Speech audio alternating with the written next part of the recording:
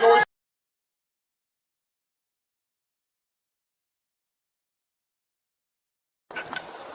Before sunrise, a tactical team stacks outside a 10th floor apartment in the heart of Portland. Inside is a man they believe wants to kill the president.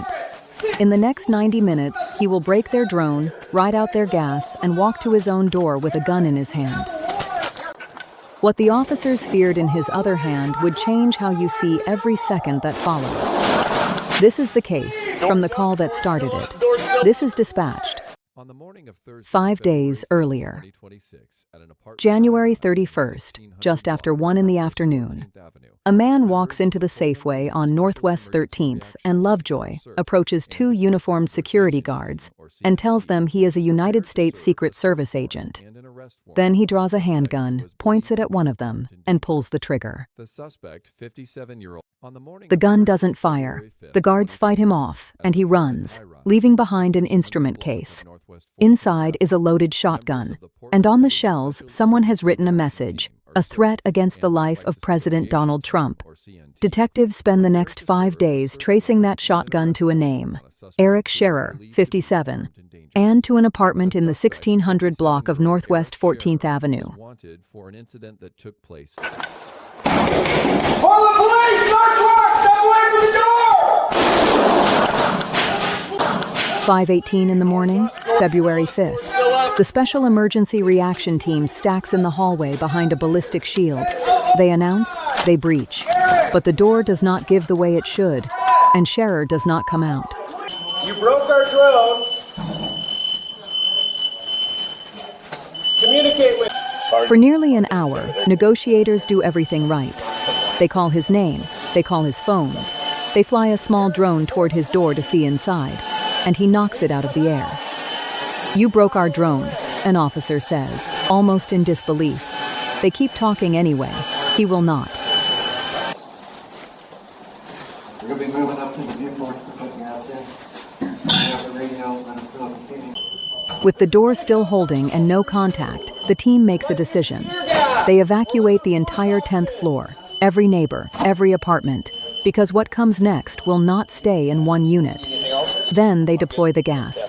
CS and OC push through the viewport into the apartment. How good does it get hold to? I think it's them. Eric, let me see your hands! Eric, let me see your hands! Eric, let me see your hands! Come out with your hands! Point a gun at me! Point the gun at me!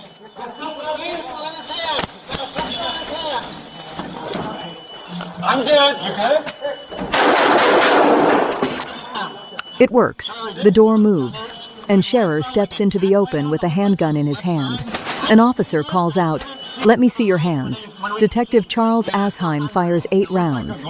Officer Dustin Barth, from a flight of stairs above, fires 4 more. Sherrer goes down in the hallway, a handgun on the floor beside him. But one of his hands stays hidden beneath his body, and the officers cannot see what is in it. He moves. They call to him, "Let go of the gun.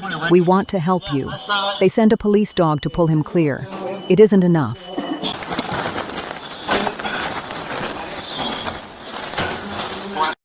When they finally reach him, they roll him over, and the object in his hidden hand is not a second gun. It is a flashlight. A paramedic, embedded with the team, declares him deceased at 6:10 in the morning. 2 weeks later, the Multnomah County District Attorney rules the shooting justified under Oregon law. The recovered handgun was loaded, with a round in the chamber. The autopsy counts 5 to 6 wounds. What it cannot explain is the rest of it.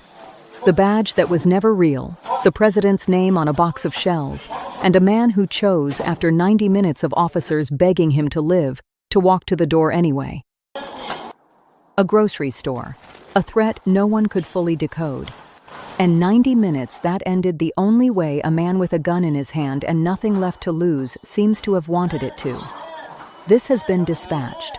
We don't just show you the footage, we take you beyond it. If you want the next case the moment it breaks, subscribe and stay with us.